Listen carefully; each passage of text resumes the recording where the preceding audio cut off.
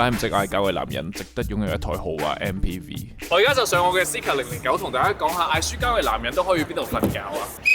先生，呢度唔可以停車嘅喎，呢度停車場嚟嘅喎，唔停你走得啊！邊區㗎？馬來西亞吉隆坡，吉隆坡嘅我唔好停車，你開你倒台，開你倒台，停車場唔可以停車，馬來西亞人嚟香港做咩做保安？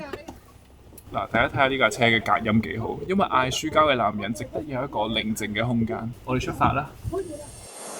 嗌輸交嘅男人思緒係有多麼嘅顛簸，但係我個心卻好安定。大家一定覺得好奇怪，點解會咁？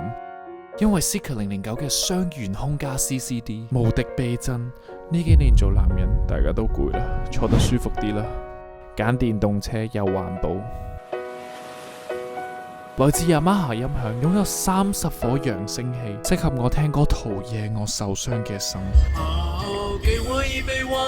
喺雪櫃入邊拎出涼爽嘅忘情水，打開小台，呢個時候最適合好好咁諗下，究竟自己作為男人犯咗咩錯，然後寫悔過書。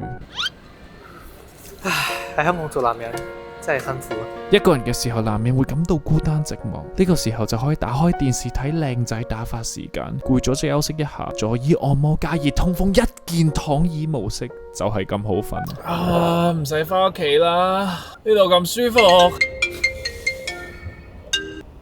哦，係啊，翻緊嚟我吹海風啫。